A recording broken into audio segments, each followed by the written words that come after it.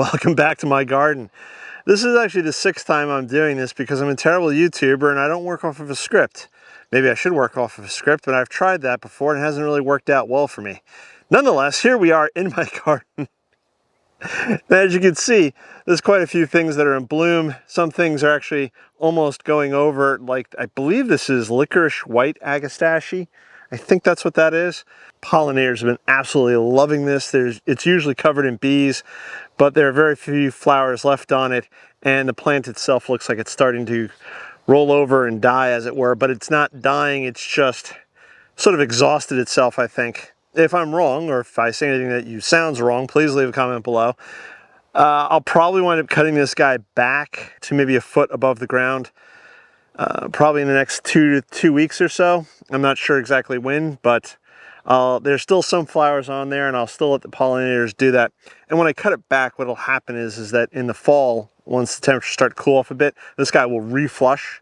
I did it last year. It was pretty neat. Not as thick as this, and not as big as this, but that's what it wound up doing. If I don't cut it back, it all just sort of turns brown and just looks bleh. And I don't necessarily want a big, large brown bleh thing here. So anyways, I'm prattling on as I normally do. I don't know if you guys can see this. This sea holly is absolutely incredible.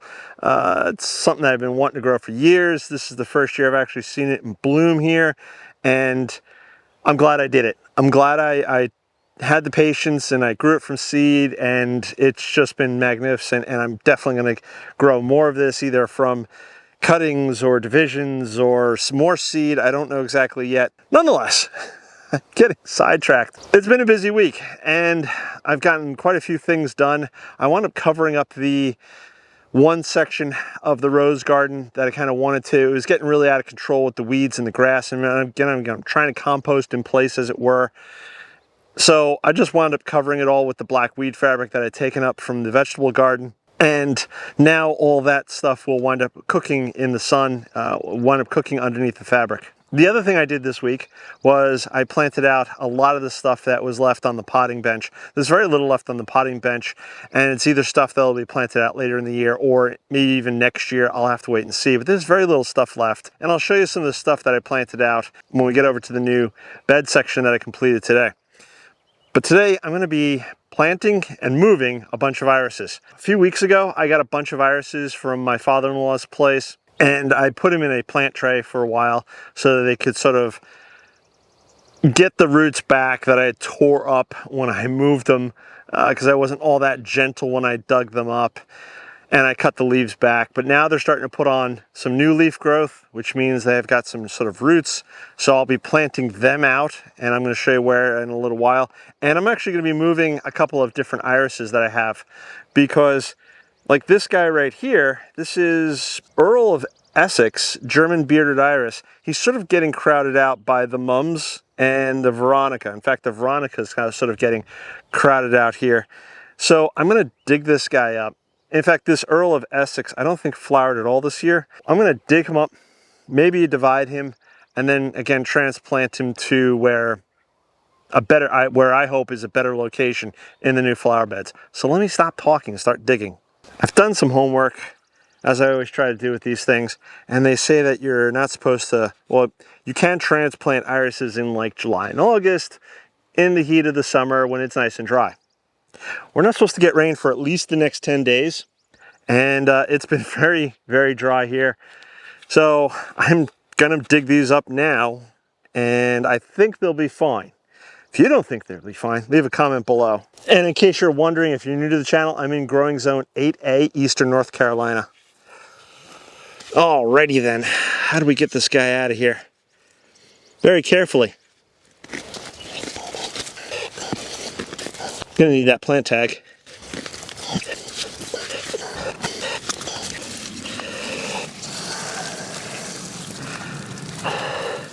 Yeah, this guy's ready to be divided. This is one plant. So we'll take him over to the new section and give him a divide in a little bit. Here we are here in the rose garden. Well, this guy right here is Immortality Reblooming Iris. It doesn't look like it's doing so well, and there's a lot of reasons for that, and part of it is, I believe, the rhizome itself is partially buried. So what I'm going to do today Yeah, that rhizome's really buried. From my understanding, from what I've read, the rhizomes do not like to be buried. They like to be out in the sun, warm. So I'm going to dig this guy up here, and we're going to move him to the new section, to the new area. Looks like we can get at least 2 from this. So this is the new section of bed that I planted up earlier in the week. And no, I didn't make a video of it because, well, it's more of the same of what I've already done. And I thought it might be a little boring for you guys. But along the back, I have Agastache Rose Mint. That has been doing wonderfully for me on the other side of the garden. And I grew a bunch more this year, so I have that. And that's going to be sort of a border-ish backdrop. All along the back side of this bed will be hedging at some point. I'm not sure what I'm going to use, if I'm going to use more of the golden ticket privet, if I'm going to use Sprinter boxwood, or if I'm going to use something else entirely.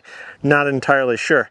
Scattered throughout here, I've got bee balm, I've got rose campion. I think I had like 3 of those left, so I planted those up. I have rudbeckias.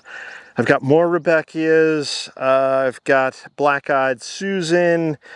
I have a carnation over here. I have red skin dahlia. There's a Mexican sunflower all the way in the back. I don't know how that's going to perform, but we'll see. So I have a lot of mulching to do over the next few weeks, but it'll get done eventually. And a lot of this stuff that I'm planting, I'm not putting in any sort of particular grouping, or there's no theme, there's no design here. I'm just sort of, right now, and I've mentioned this several times before, I'm just trying to get plants into the ground.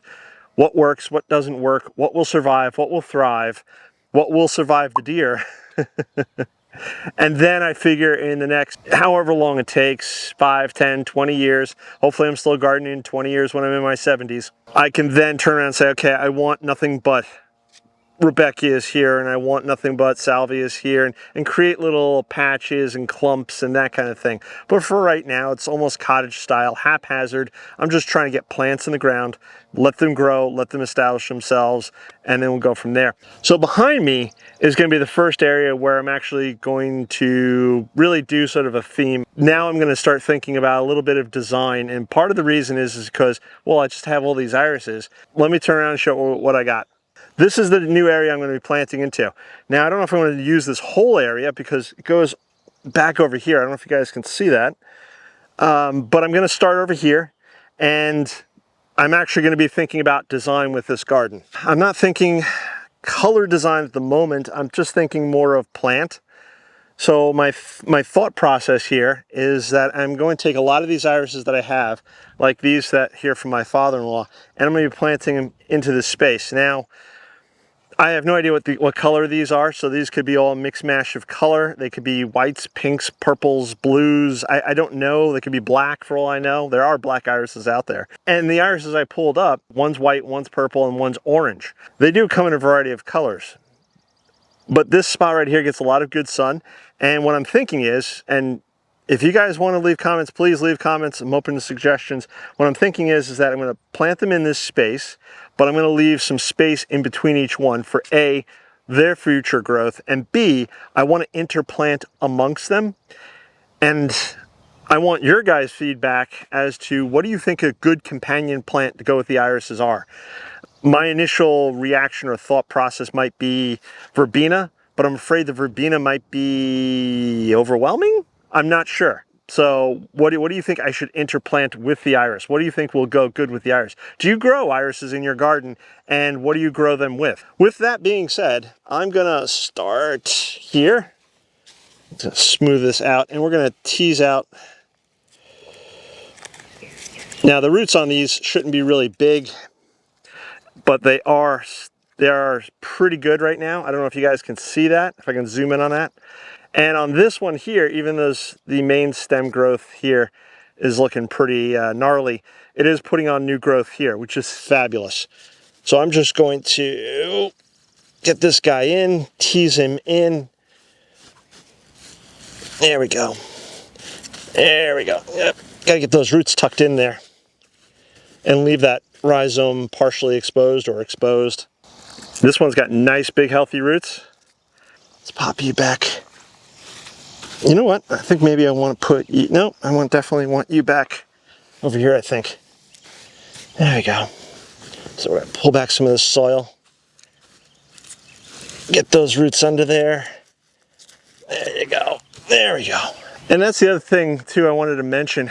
The rhizomes here are basically facing south, and I read someplace that if your rhizomes are facing south, it's all the better, and there's better chance that you'll get better leaves and better flowers, something like that. So I don't know if that's true or not. If you guys have heard otherwise, or if you think that's true, let me know.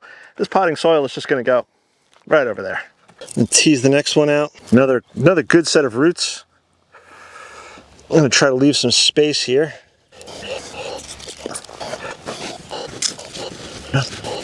Trying to push a little compost underneath the back of the leaves, just sort of support it. I don't know if it's necessary, but they always seem like they want to fall over, and the more support I can give the plant until it establishes its roots, in my mind, the better. All right, so I got all those planted up, and since I don't know what they are other than bearded iris, I'm pretty sure they're all bearded iris. I think what I'm going to do is name them after my father-in-law and call them Al's irises. That sounds like a plan. But I do know what this one is. This is German bearded iris Savannah Sunset. Like I said, this is an orange one, and I can tease this apart, and I've got two plants here. Now these are very small. I bought them last year, and I just think in the location where they were at, they were not thriving. But I'm hopeful that in this location they will. And what I'm going to do is I'm just going to give the leaves here a cut back, and then I will tuck them in, let's say right up front here. Now this one doesn't have much of a rhizome, but it does have leaves, but I am going to leave that up towards the top. And we'll tuck the plant label there. And then this one has a lot more of the rhizome. I'm going to tuck it right in here. Trying to keep that rhizome exposed. We're not supposed to have rain for like the next 10 days. But I will water all this in when I'm done today. Then I'll water sporadically over the next 10 days because you don't want the plants drying out, but you don't want to drown the plants either. At least that's my understanding. Again, if I'm wrong, please leave those comments below. I'm still a learning gardener. The next one we're going to do is going to be the Immortality Reblooming Iris. Now this one is white. It was over in the rose garden. It had flowered. It might flower again. I don't know. But I don't think it's been there 3 years now and change. And I just don't think it was doing all that well, and also partially because the rhizome itself was buried. So I'm just going to tuck this guy in here, and then I'm going to tuck its new offshoot after I cut back the leaves. If you're not familiar with gardening, or if you're new to gardening, the reason you cut back the leaves is to create less stress on the plant as it's reestablishing itself, regrowing itself. If you didn't do that, it just has to now support that much more. And we're again also in a fairly windy spot. So if I had the tall leaves, the chances are these plants may get pulled out of the ground due to a high wind gust, when nobody wants that. And again, I'll just try to put some soil behind the leaves to help support it, and then drop the tag in.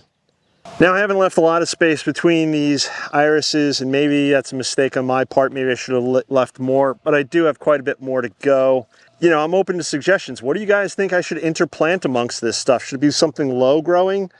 Because the leaves will get yay tall once they get established next year. Or should I grow something really tall like a verbena? I don't know. Leave those comments below, but let's grab the last one. The last one's going to be a bit of a challenge because it's pretty big. This last one is Earl of Essex German Bearded Iris, and the tag shows it being as a purple iris, purple and white, which is very nice, but it's very large here.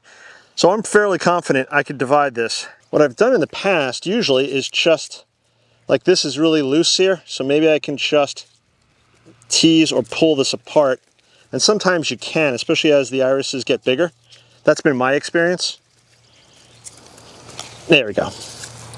So there's one. It's got beautiful roots. So I'm just going to take my pruners here, give it a good haircut.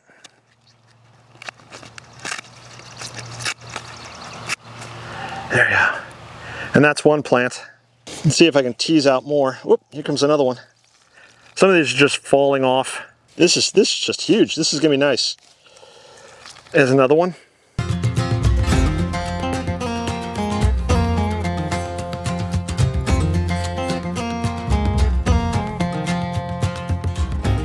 Now all this came from one plant, which is one of the reasons I like iris. It's easy to propagate. All you need is a bit of the rhizome, roots, a little bit of leaf, and you're good to go. One plant, we got 1, 2, 3, 4, 5, 6, 7, 8, 9. 9! 9 new plants. That's pretty freaking awesome. So now I'm going to plant these in the bed.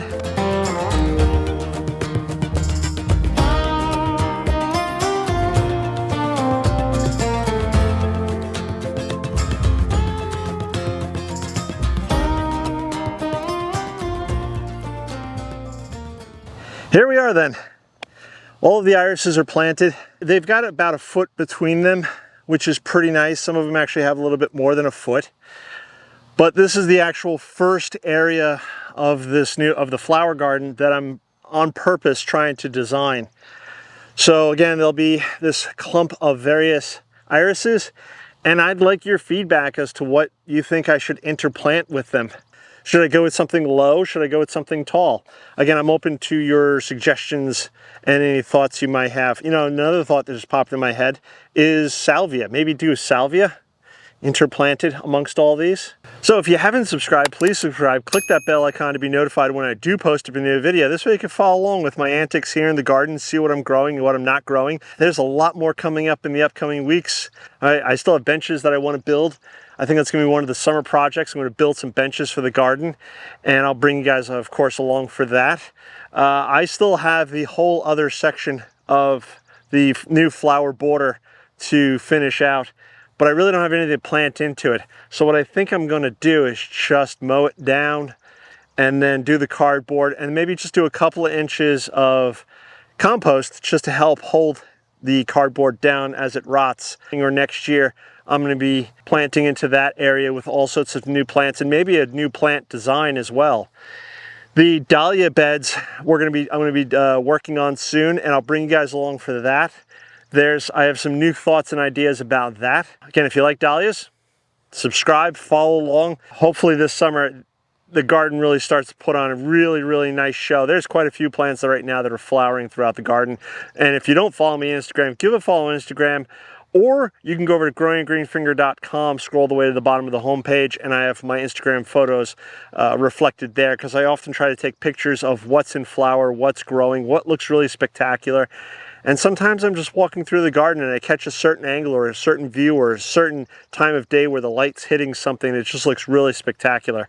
And then I'll try to post up that picture. So that's going to wrap it up for today. Please check out all the links below. Again, if you haven't subscribed, please subscribe. And I'm going to catch you guys on the next one. Bye-bye.